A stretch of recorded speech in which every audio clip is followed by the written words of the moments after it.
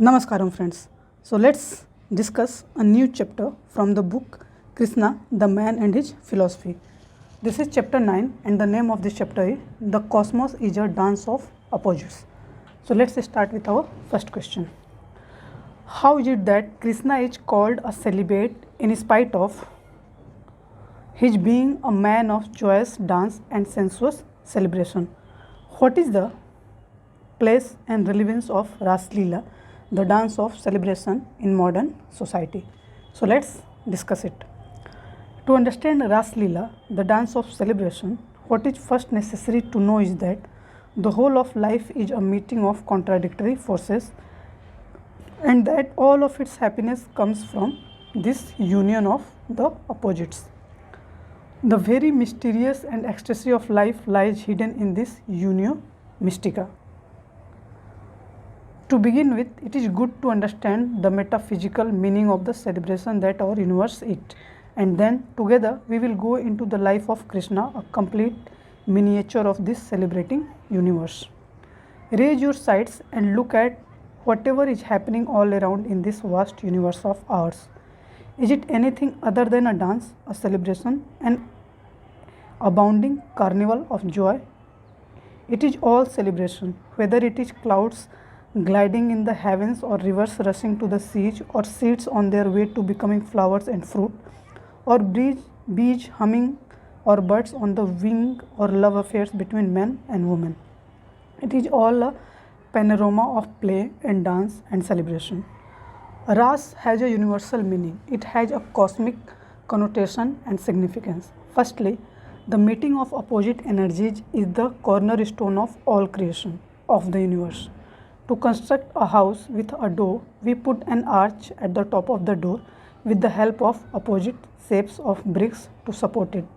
It is just this placing of opposite kinds of bricks in the arch that upholds not only the door but the whole building.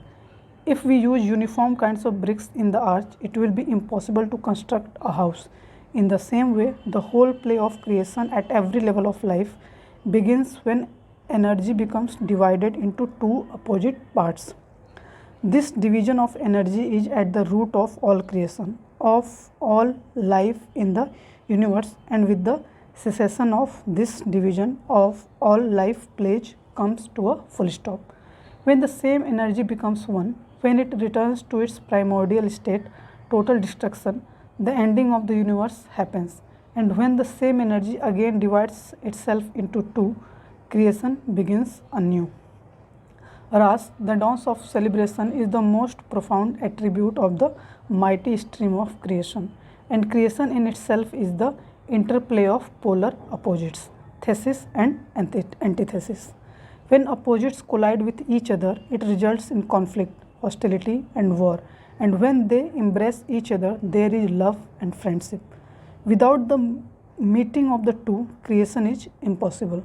So, we have to go into the significance of Krishna's Ras in this context. It is not all that we see when Krishna dances with the gopis, the milkmaids, but we can see only that much with our gross eyes. Krishna's Ras with the milkmaids of his village is not an ordinary dance. On a small scale, it really represents the universal dance of creation that since eternity goes on and on. It epitomizes the everlasting drama of the making and unmaking of the universe. It gives you a glimpse of that divine dance and that immense orchestra. It is for this reason that Krishna's Maharasa ceases to have a sexual connotation, not that it prohibits any sexual interpretation, but for certain sex has been left far behind. In reality, Krishna does not dance as a mere Krishna. He represents her, the whole of the male element in creation, known in Sanskrit as Purusha. And similarly, the gopis represent the entire female element, Prakriti. The Maharasa represent the combined dance of Prakriti and Purusha. People who take the Maharasa as a sexual representation of life are mistaken. They really don't understand it, and I am afraid they will never understand it. To put it rightly, it is a dance of the meeting of the male and female energies of Purusha and Prakriti. It has nothing to do with any individual man and woman. It represents the mighty cosmic dance. It is because of this that a single Krishna dances with any number of gopis. Ordinarily, it is not possible for a single man to dance with many women at a time. Ordinarily, no man can be in love with many women together, but Krishna does it and does it beautifully. It is amazing that every milkmaid, every gopi taking part in the Maharasa believes that Krishna is dancing with her, that he is hers. It seems Krishna has turned into 1,000 Krishnas so that he pairs off with each of the 1,000 women present there. It is utterly wrong to take the Maharasa, the celebration dance of Krishna, as that of an individual person. Krishna is not a person here. He represents the great male energy, Purusha. The Maharasa is a representation in dance of the great meeting between male and female energies. But the question is why only dance is chosen as a medium for this representation. As I said this morning, the medium of dance comes nearest to the mysterious, to the non-dual, and the celebration. Nothing can express it better than dance. Let us look at it in another way. Dance is the most primitive form of human language because when man had not yet learned to speak, he spoke through gestures. If one man had to communicate with another, he made gestures with his face, his eyes, his hands, and feet. Even today, a dumb person only expresses himself through gestures. Verbal language came much later. Birds don't know a language, but they know how to chirp and dance together. Gestures make up the whole language of nature. It is used and understood all over. So there is a reason why dance came to center stage for the Ras, the celebration. Gesture is the most profound medium of expression because it touches the deepest parts of man's mind and heart. Dance reaches where words fail. The sound of the ankle bells of a dancer says a lot even where speech is ineffective. Dance is more articulate than anything else. A dancer can go from one end of the earth to the another and will more or less make himself understood through his dance. No language will be needed to understand and appreciate him.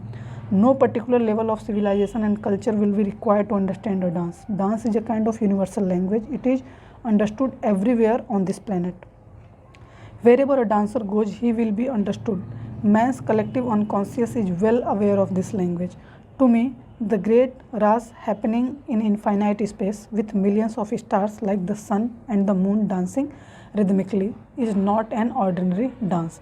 It is not meant for entertainment. It is not show business. It is a sense it should be described as overflowing bliss. There is such an abundance of bliss in the heart of existence that it is overflowing. That is what we call the river of existence. The presence of the polar opposites in the universe facilitates its flow. Man alone cannot flow. He needs the presence of woman. Without the woman, man is inhibited and closed. In the same way, without man, the woman is inhibited and closed. Their togetherness causes their energies to spring into the form of love. What we know as love between man and woman is nothing but the flowing of yin and yang together. And this love, if it is not personalized, can have great spiritual significance. The attraction of man and woman for each other is what brings them together so that their latent energies flow into the stream of love and life. That is why a man feels relaxed with a woman and a woman feels at ease with a man. Separated and alone, they feel tense and anxious. Coming together, they feel as light as feathers, weightless. Why? Because something in them, some subtle energy has become alive and moving, and as a result, they feel at home and happy. Unfortunately, we have been trying to put man and woman in a cage, the cage of marriage. But as soon as we bind them with marriage and its institution, their energy ceases to flow, it stagnates. Life's play has nothing to do with institutions. It cannot be institutionalized. Krishna's Ras does not have an order, a system. It is utterly free and spontaneous. You can say it is chaotic. It is chaos itself. There is a significant saying of Nietzsche. He says, it is out of chaos that stars are born. Where there is no system, no order, only the interplay of energy remains. In this interplay of energy, which is Ras, Krishna and his milkmaids ceases to be individuals. They move as pure energies. And this dance of male and female energies together brings deep containment and bliss. It turns into an outpouring of joy and bliss. Rising from Krishna's Ras, this bliss expands and permeates every fiber of the universe. Although Krishna and his girlfriends are no more with us as people, the moon and the star under which they dance together are still with us, and so are the trees and the hills and the earth and the skies that were once so drunk with the bliss of the Ras. So, although millennia have passed, the wives of the Maharasa are still with us. Now, scientists have come forward with a strange theory.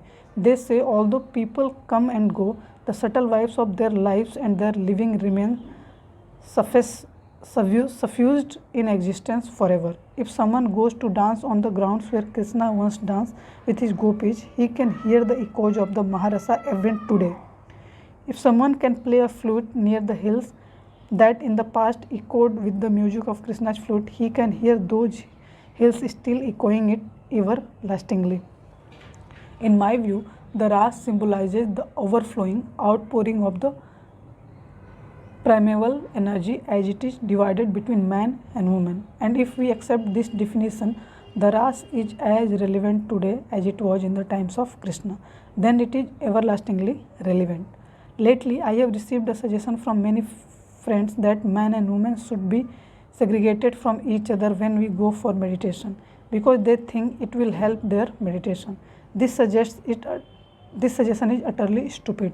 They don't know that if man and woman are segregated from each other, if they are put into separate blocks, it will make them two homogeneous groups cut off from each other, blocking the flow of energy between them. Friends who come up with such suggestions are ignorant of their implications. I hold just the contrary view on the matter. If man and woman meditate together as a mixed gathering, it can be immensely helpful to their meditation. Then something can happen to both of them without their knowing it, and it will deepen their meditation. Your being here together without any reason, you are not here as husband and wives, will help you in catharsis as nothing else can do.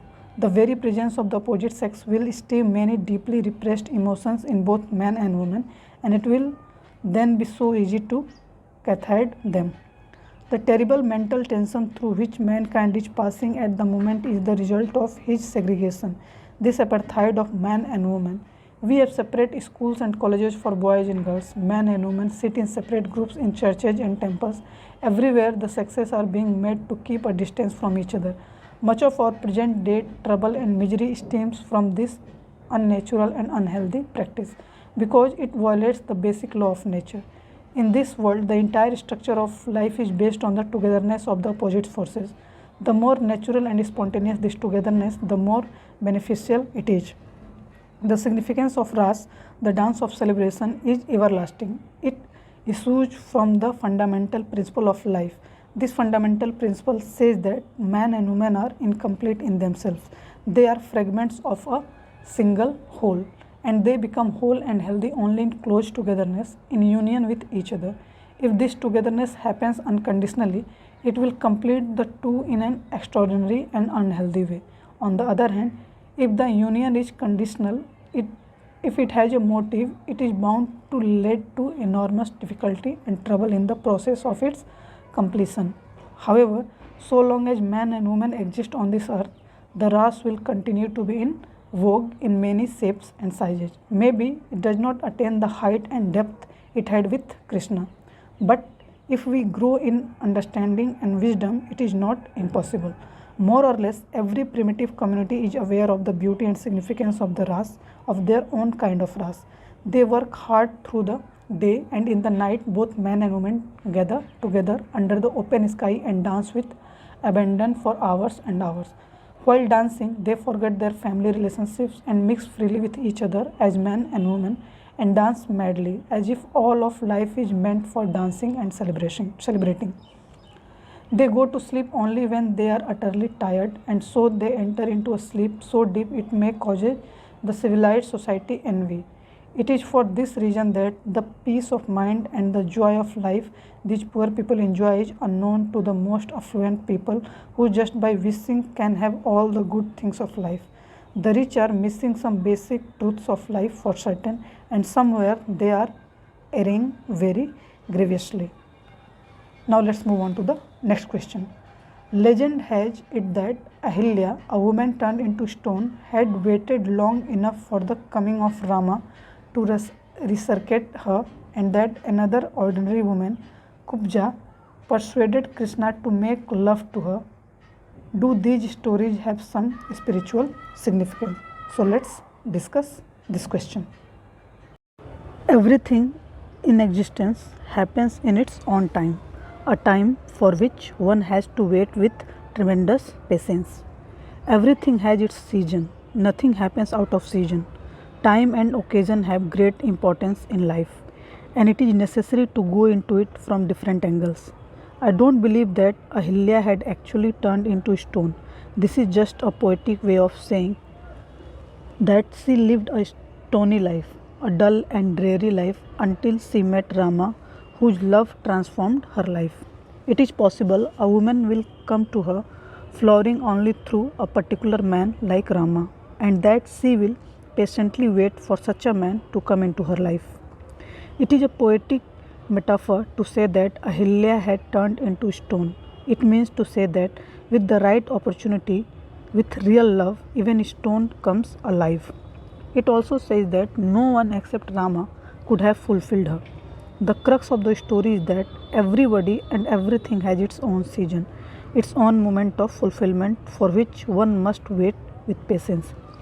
Until this moment comes, it is not going to happen. Only the touch of her lover, his warm hug, can fulfill her. Let us understand it in another way. Woman is passive, passive waiting in her way. She cannot be aggressive, she is receptive. She has not only a womb in her body, even her mind is like a womb. The English word woman, is very meaningful. It means a man with a womb. Woman's whole makeup is receptive, while man's makeup is active, aggressive. And although these two qualities, receptivity and aggressivity, seem to be contradictory, in reality they are complementary to each other. And as man and woman are complementary, so are their attributes. Man has what woman lacks, and woman has what man lacks. That is how both together make a complete whole. Woman's receptivity turns into waiting, and man's aggressivity turns into search, into exploration. So while Ahilya will wait for Rama like a piece of stone, Rama will not do so. Instead, Rama will search many paths. It is interesting to note that a woman never takes the initiative in proposing love to a man. She always receives proposals from the man. She does not take the first step, it is man who takes it. Not that she does not begin loving someone, but her love is always a kind of waiting. Waiting is her way of love, and she can wait long for lives. In fact, when a woman becomes aggressive, she immediately loses a part of her femininity. She loses her feminine attraction, her beauty, her significance. Her very soul lies in passive waiting, in infinite waiting. She can wait endlessly. She can never be aggressive. She will not go to a man and tell him, I love you. She will not say it even to a man she loves with all her heart. She will, on the contrary, want the man she loves to come to her and say that he loves her. Another beauty of feminine love is that it never says a straightforward yes when the man a woman loves comes to proposes his love to her, while verbally she says no, which means yes. She says yes with her silent gesture, with her whole being turned into love. It is always man who takes the initiative. A woman can wait endlessly for Krishna. She can never be fulfilled without him. It is in this context that in the past we had an extraordinary rule, and it is good to know it and understand it. Women did not ordinarily propose love to man, but if once in a long while a woman came forward to propose her love to a man, he had to accept her. It was utterly immoral to say no to her. Since it happened rarely, it was ruled that such a proposal could not be turned down. If ever a man said no, it was thought that he had failed in his manhood. It was thought to be an insult to womanhood, which was so much respected in this country in the past. There is an anecdote in the life of Arjuna which is worth mentioning here. Arjuna is under a vow of celibacy for 1 year. A beautiful young woman falls in love with the ascetic looking young man and tells him, I wish I had a son like you. It is significant that when a woman makes a request, a proposal, she does not propose to be a beloved or a wife, but a mother. Arjuna was put into a dilemma. He was under a vow of celibacy which could not be broken before its time, and it was equally wrong to violate the rule which said it was immoral to say no to a woman who came with a proposal of love. Arjuna did not want to be that immoral. A male energy ceases to be male if a man turns down the request of a woman, the receiving energy, to make love to her. Arjuna's difficulty was real, so he told the young woman, I am ready, but how is it certain that our son will be like me? It is therefore better that you accept me as your son. I will become your son. This fulfills your desire. A similar anecdote is recorded in the life of George Bernard Shaw, a French actress, the most beautiful actress of the times, made a similar proposal to Shaw. In a letter, she wrote that she wanted to marry him. Although the Western woman has moved a long way from being a woman, yet this French actress expressed a womanly desire to be a mother. She said in her letter that she wanted to have a son by Bernard Shaw because his son would be something marvelous, combining her beauty and Shaw's intelligence. I say that this Western woman could not suppress the inherent feminine desire to be a mother, because motherhood is a woman's highest fulfillment. A woman does not feel guilty in becoming a mother, she feels great. And when a woman expresses her desire to be a mother, she is not transgressing her modesty, she is not demeaning herself, she is not falling behind man. To become a mother, she makes use of man in a very small way. She does the rest of it all herself. But to be a wife, she needs the man the whole way. Bernard Shaw was faced with the same difficulty as Arjuna, but Shaw could not answer the woman in the way Arjuna did. Since Arjuna belonged to the East, his answer was typically Eastern, and Shaw's answer was clearly coarse and vulgar. Bernard Shaw wrote back asking the actress how she would feel if their son receives his looks and her intelligence. No man in the East could say this. It is an insult to womanhood. Shaw not only turned down a woman's love, he did it in a very indecent manner.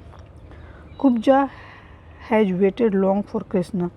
She has waited for him for many lives. Krishna cannot say no to her because no has no place in his life. Even if Kubja asks for love on the physical level, Krishna will not refuse her because he is not opposed to the body. The body is as meek accepted as anything else. It has its own place in life. The body is not everything, but it has its significance. It has its own juices and joys. The body has its own existence. Krishna does not deny it. He accepts both body and soul. He embraces both matter and God. He cannot insult womanhood by refusing sex on the physical level. He can go to any length to respect womanhood. He is prepared to fulfill every wish of Kubjaj, and he will not have to persuade himself, strain himself in the matter. He will not have to make any effort to oblige Kubja. He will naturally and happily accept that which is. For us, it is difficult to think that Krishna would go in for physical sex. It seems outrageous. It is so because we are divided. We are dualists. We believe that the body and soul are separate, and while the soul is a great, the body is something lowly. But I don't view, nor does Krishna, the body and soul, sex and superconsciousness, matter and God as separate entities. They are all one and the same. The body is that part of the soul which is within the grasp of our senses, like our eyes and hands, and the soul is that part of the body which is beyond the grasp of our senses and intellect. The body is the visible soul and the soul is the invisible body. They are united and one. Nowhere do they separate from each other or contradict each other. What is sexual joy at the physical level becomes ecstasy at the level of the soul. To Krishna's mind, there is no conflict between sex and ecstasy. The joy of sex is nothing but a faint reflection, a faint trace of ecstasy, and therefore sex can become a door to ecstasy, to samadhi. I cannot say what there is in the mind of Kubja, but I can speak very well for Krishna. I don't think Kubja has any readiness to use sex as a door to samadhi. That is not even relevant here. What is relevant is that whatever Kubja desires, Krishna is ready to fulfill it. He does not care if her desires are petty. He does not tell her to ask for something great because he has it and he can give it. Kubja approaches him with a request for physical gratification. She does not know what it is to be fulfilled spiritually, and Krishna is not going to turn her down because of it. He meets Kubja on Kubja's ground, and that is how a physical union between the two could be possible. Now let's move on to the next question. In the morning, you compared Kama with Krishna and Meera with Hanumana. In our tradition, all of them, Rama, Krishna, Meera and Hanumana, have equal status. No one is superior or inferior. Perhaps each one of them is living his own individual destiny. And it is possible that some of us find ourselves in accord with Rama and Hanumana. In that case, would it not be transgressing one's self-nature or Swadharma if one follows Krishna and Meera because they are superior? So let's discuss it. I did not say that they were either superior or inferior. All I said was that they were distinctly different from each other. I am not concerned with their status. I am only interested in the distinctive individuality of each one of them. And if someone finds himself in accord with Hanumana, he will not accept Hanumana as inferior because of me. As far as I am concerned, Hanumana is not in accord with me, and I am not going to lie about my view of Hanumana because someone else is in accord with him. You put the question to me and I answered it the way I saw it. If I have to choose between them, I will choose Meera and Krishna, and I told you why. But I don't say that you should choose Krishna in preference to Rama. It is enough that you understand what I say and then go wherever your individuality takes you. In my view, Rama's personality is confined to certain norms and ideals, and I think even Rama's followers will not deny it. In fact, they follow him because he lives within norms. Rama appeals to people who love to live within norms. But I say that to live within the confines of norms is to live a petty life, a limited, inhibited and narrow life. Life is not confined to norms. It goes far beyond norms and rules, ideas and concepts. Truth is unlimited and illimitable. The whole truth cannot be covered by any ideas and ideals, however great they may be. Truth can be at home only with the unlimited, the infinite. You limit it and it ceases to be truth. So truth is at home with Krishna, not with Rama, because Krishna too, like truth, is unlimited, infinite. And it is wrong to say that your tradition does not make a distinction between Rama and Krishna. It does. It does not accept Rama as a complete incarnation of God. Krishna alone is accepted as such. Your tradition is very clear about it. I don't know if they have a comparative evaluation of Hanumana and Meera, perhaps not. But they have certainly evaluated Rama and Krishna, judging Krishna to be the highest among all the Hindu avatars, all the Hindu incarnations. It is obvious that followers of Rama does not accept Krishna. They don't even want to hear his name. In the same way, devotees of Krishna are allergic to Rama, and it is natural.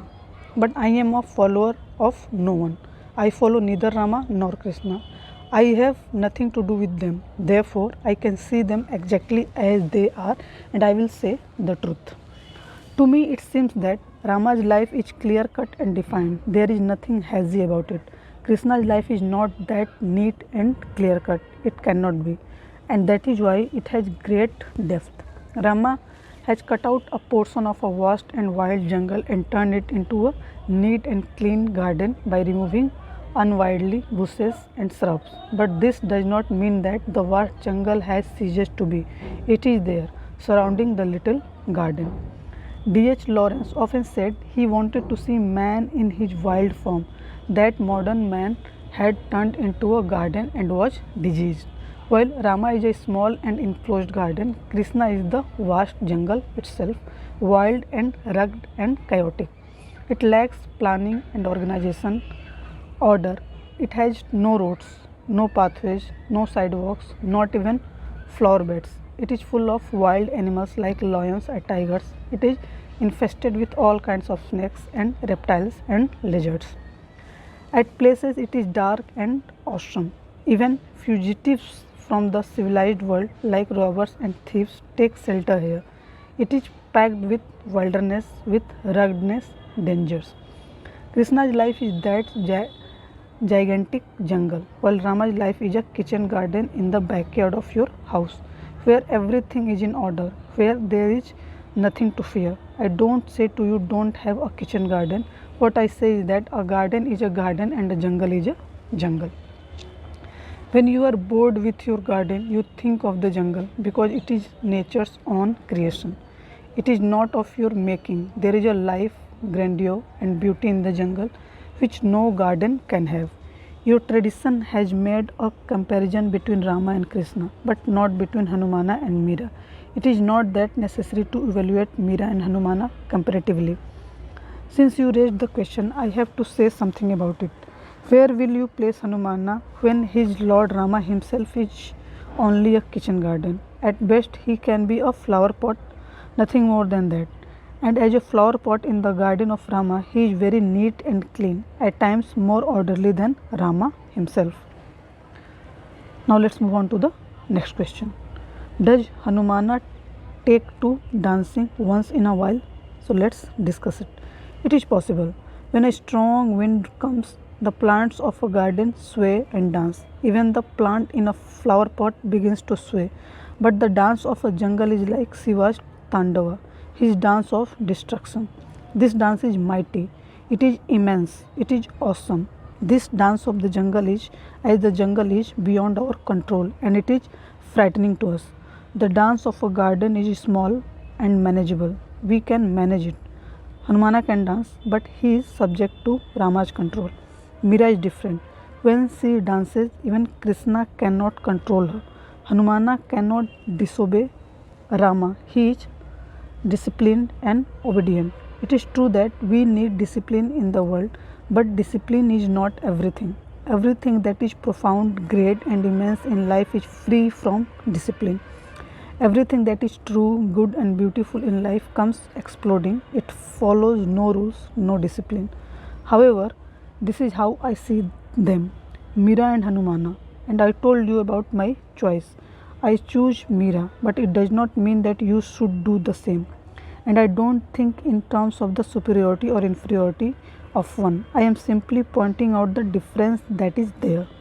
Everyone has his own criteria of what is superior and what is inferior. If someone finds greatness in Hanumana, it only shows his way of evolution. And if I find Meera to be great, it speaks of my meaning of greatness. In this evaluation, Meera and Hanumana are not that important. They only reflect our preferences. Now let's move on to the next question. What do you think about cow worship? As Darwin says that the monkey is man's predecessor in physical evolution, you say that the cow precedes man in the evolution of the soul. How is it that among all animals the cow comes so close to man spirituality? Or is it that we call the cow our mother because we are an agricultural community? And what is your view on the question of cow slaughter? So let's discuss it. When Charles Darwin first said, looking at man's physical frame, that it seems he has evolved from some species of monkeys, we were shocked and could not easily take it. How could man, who believed God was his father, suddenly come to replace God with the monkey? It came as a great blow to our egos, but there was no way out. Darwin backed his theory with powerful evidence, and the whole scientific discipline supported him. That is why, in spite of tremendous opposition, it had to be accepted. There was no way out. There is so much similarity, both physical and mental, between man and monkey that it is difficult to deny Darwin. Even the ways of their being and living are so strikingly similar that we had to accept that man is very much linked with the monkey. Even today, when we walk, our hands move rhythmically with our moving legs, the left hand with the right leg, and vice versa. Although it is not at all necessary for our hands to move, we can walk very well without moving our hands. Those whose hands are amputated walk as easily. Evidently, Darwin thinks that this movement of the hands is not only a habit, a hangover from out old life as monkeys millions of years ago when we walked on all fours. Even the little opening where a monkey has its tail is discernible on man's body as a lineage. It indicates that man had a tail when he was a monkey. In this context, Hanumana is very significant. Had he known about Hanumana, Darwin would have been greatly pleased. Darwin was searching for the missing link between monkey and man. He believed that there must be some species in the evolution of man from monkey who was halfway between the two, neither a full monkey nor a complete man. Between the two, there must be a transitory period which the monkey took to evolve into man. It is impossible that a monkey was all of a sudden transformed into a man. It should have been over millions of years when some monkeys became men and others remained monkeys. Biologists and anthropologists are still wondering what happened to the missing link. A worldwide search is still underway to discover the skeleton of that intermediary between monkey and man. Hanumana seems to be in many ways related to that missing link, and it would be great if his skeleton were found. Darwin's theory met with stiff opposition, and it took a long time to be accepted. It was accepted because it was supported by proof. I say yet another thing which is concerned with the evolution of man. I say that as man has evolved from the monkey at the level of his body, similarly he evolved from the cow at the level of his soul. If the monkey is his predecessor on the physical side, the cow is his predecessor on the spiritual side. While man's physical frame has evolved from the monkey's body, his soul has evolved from the soul of the cow. Of course, in support of this theory, we cannot advance proofs as direct and strong as Darwin's in support of it. But there are many other kinds of evidence in support of what I am saying. Man as a soul has evolved from the cow.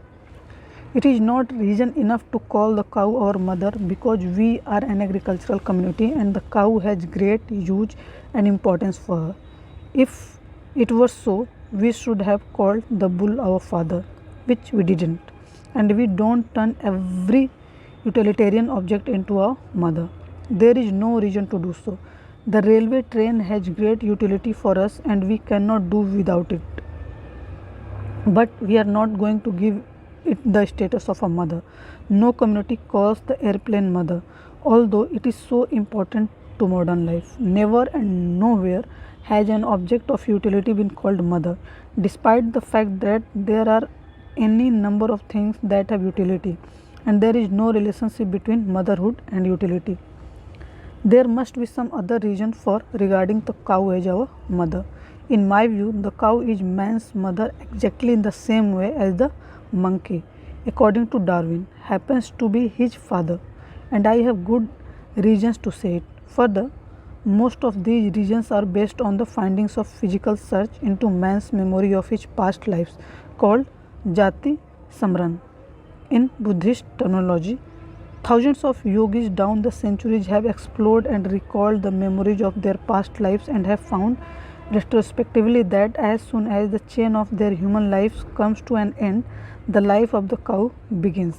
If you go back into your past lives, and there are tested methods to do so, you will find that for many lives you were a human being. But as soon as the series of human lives ended, you will enter the life of the cow that you were. Everyone who experimented with Jati Smaran has come to the same conclusion. Behind the layers of memory of human lives lies the layer belonging to the life of a cow. And it is on this basis that the cow has been described as man's mother. Apart from this, there are other reasons to say so. If you explore the whole animal world, you will note that no other animal has such a developed soul as the cow. Looking into the eyes of a cow, you will find a kind of humanly quality, a humanness no other animals has. The innocence, the simplicity, the humility of a cow is rare. Spiritually, the cow is the most evolved being in the whole animal world. Its high qualities of soul are evident. Its evolved state clearly indicates it is ready for a spiritual leap forward. If you watch the physical restlessness in which a monkey lives, it will be obvious to you that it is not going to rest until it achieves a higher form of body. The monkey seems to be utterly dissatisfied with his body. In fact, he is dissatisfied with everything about it. It is so agile, speedy, and restless all the time. Looking at a newborn child, you will find while his body has the agility of a monkey, his eyes have the peace and serenity of a cow. Physically, he reminds one of a monkey, and spiritually, he resembles a cow. The cow is held in deep respect in this country not because we are predominantly an agricultural society. It is so because after protracted investigations in the psychic world, it was learned that man has spiritually evolved from the cow. And as psychic knowledge grows, and it is growing, science will soon support this truth that India discovered long ago about the cow. There will be no difficulty in the matter. You will understand it better if you look at the long chain of God's incarnations as conceived by the Hindus. It begins with the fish. The first incarnation of God is the fish and goes up to Buddha. Until recently, one wondered how gods could incarnate as a fish. The whole thing seemed so ridiculous. But now the science of biology accepts that life on this earth began with the fish. Now it is difficult to mock the Hindu concept of Matsyavatara, God's first incarnation as a fish. Science has such a hold on our minds that we have to accept whatever it says. Science says that life on this earth has evolved from the fish. That is why this country said centuries ago that the fish was the first incarnation of God. The Sanskrit word for incarnation is avatara, which means descent of consciousness. Since life as consciousness first dawned in the fish, it is not wrong to call it the first incarnation. This is the language of religion. Science says the same thing. The first appearance of life on earth was in the shape of the fish. We have yet another of God's incarnations which is still more puzzling and unique. It is called Narsimha Avatara, God's incarnation as half man and half animal. When Darwin says that the missing link between the monkey and the man should be half monkey and half man, we don't have any difficulty in accepting him. But we find it difficult to accept the concept of Narsimha Avatara. It is again the language of religion, and undoubtedly it carries with it a deep insight. The cow is man's mother in the same way as the monkey is his father. Darwin was concerned with the evolution of the physical body. In fact, the whole of the West is concerned with the physical, but India has long been concerned with the spirit, the soul. It is not much concerned with the body. We have always wanted to explore the spirit and its ultimate sources. For this reason, we emphasize the soul much more than the body. Secondly, you want to know my view on the cow slaughter. I am against all kinds of slaughter, so the question of my favoring cow slaughter does not arise. But whether I am for or against it, cow slaughter is not going to stop. The conditions of our life are such that the cow will continue to be killed. I am against meat eating, but it is not going to make a difference. Under the present conditions, meat eating cannot go. We are not yet in a position to provide the entire population of the world with an adequate amount of vegetarian food. Let alone the world, even a single country cannot afford to be vegetarian at the moment. It will simply die of starvation if it decides to go vegetarian. Unless we have enough food, grains and vegetables and milk to feed the whole world, non-vegetarianism will continue to predominate. There is no way out at the moment. It is a necessary evil. So is cow slaughter. It is ironic that people who are anxious to ban cow slaughter are doing nothing to create the necessary conditions to make the society vegetarian. So, cow slaughter is not going to end because of these people. If it ends someday, it will end because of the efforts of those who are not at all anxious to do away with cow slaughter. Slogan mongering and agitation are not going to end it, nor is it going to end through legislation. Though we have the largest number of cows, they are the most uncared for. They at the most uncared for. They are as good as dead and useless. On the other hand, beef eating countries have the best kinds of cows, healthy and strong. While a single cow in the West yields 40 to 50 kilos of milk per day, it would be too much for an Indian cow to give half a kilo. We have only skeletons in the name of cows, and we make such a hullabaloo about them. The production of vegetarian food, of nutritive and health giving vegetarian food, is the first imperative if you want to abolish cow slaughter. Supporters of vegetarianism have yet to meet the argument of the non vegetarians that the world is much too short of vegetarian food to provide nutrition and health to mankind. There is logic in their argument. It is very interesting that both cow and monkeys are vegetarians. Man inherits his body and soul from vegetarian sources. It is another thing that a monkey sometimes swallows a few ants, but by and large he is a vegetarian. The cow is wholly vegetarian. It will eat meat only when it is forced to. Under the circumstances, it is strange how man has turned non-vegetarian, because his whole physical and psychic system is derived from vegetarian sources. The structure of his stomach is such as only vegetarian animals have, and so is his mental makeup. Obviously, man must have been forced by circumstances to become non-vegetarian, and even today he cannot do without animal food. It seems to me that cow slaughter will continue in spite of all our good intentions to stop it. In my view, it will only stop when we make provisions for adequate synthetic food for all. And then people have to be persuaded to take to synthetic food on a large scale. Synthetic food is the only alternative to non-vegetarianism. The day man accepts living on scientific food, meat eating will disappear, not before. So I am not interested in the agitation for banning cow slaughter by law. It is absurd and stupid. It is a sheer waste of time and energy. I am interested in something else. I want science to put its energy into the creation of synthetic food so that man is freed from meat eating. There is no other way except this. Food derived from the earth will not do so. Food will have to be produced in factories in the form of pills.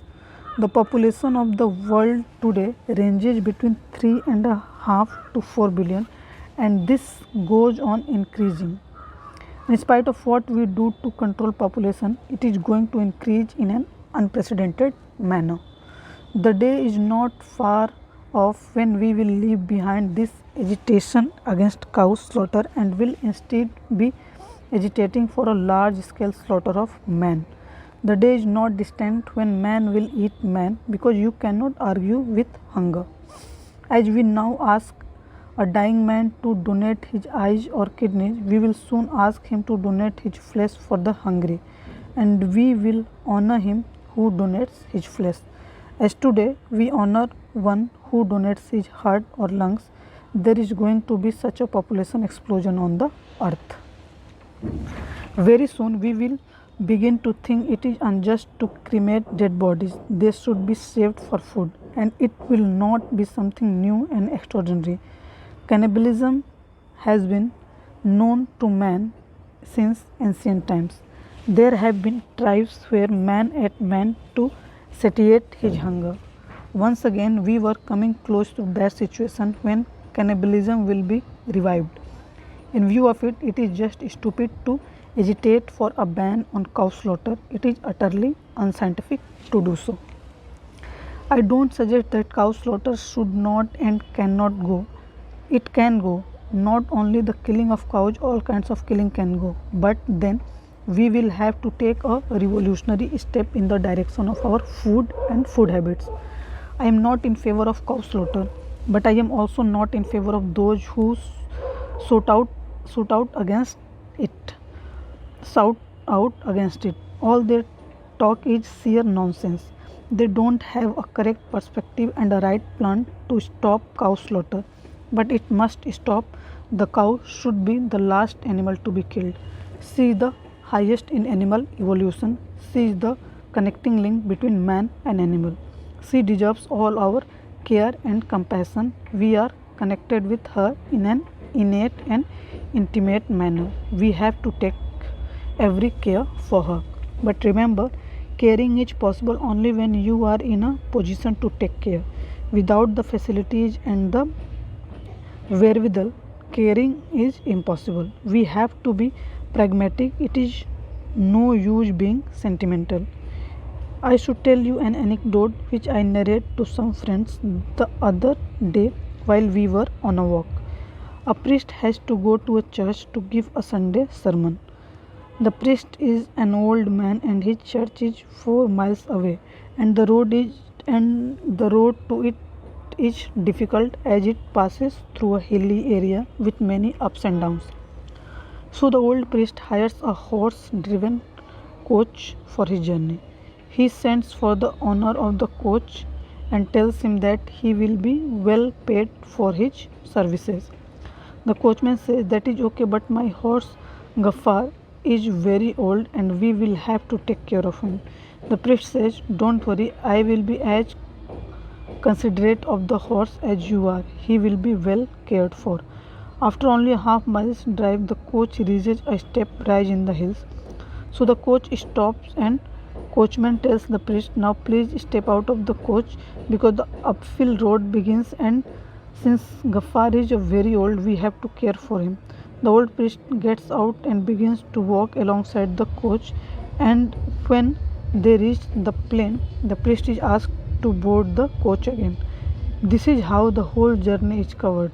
The priest is made to walk when the road is uphill and rides in the carriage when it is on flat ground.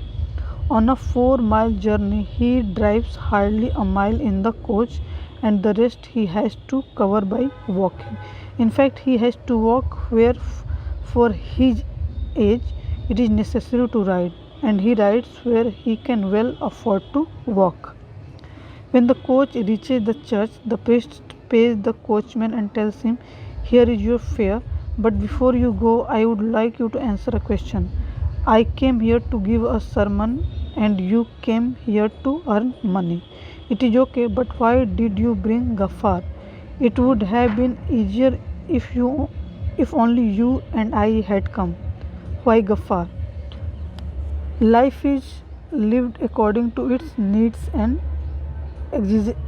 exigencies, not according to ideas and theories.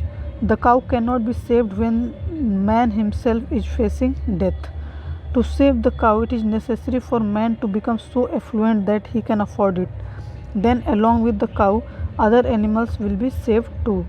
The cow is, of course, nearest to us as an animal, but other animals are not that distant. Even the fish is our kin. Although a distant kin, life really began with the fish. So, as man grows affluent, he will not only save the cow, he will save the fish too. We have to be clear in our view that the cow, and for that matter all other animals, have to be saved. But it is sheer stupidity to insist on saving them even when the conditions necessary to do so are lacking. Now we will sit for meditation, and this is the end of chapter 9. So I hope you love the chapter, you enjoy the chapter and gain some knowledge, some perspective out of it. So keep learning, keep enjoying, keep growing, and be meditative, and spread your knowledge, your awareness and your exploration, your experience to the whole world, so that each and every piece of this creation benefited from it and get some perspective, some ideas, some experience from it. So namaskaram, thank you.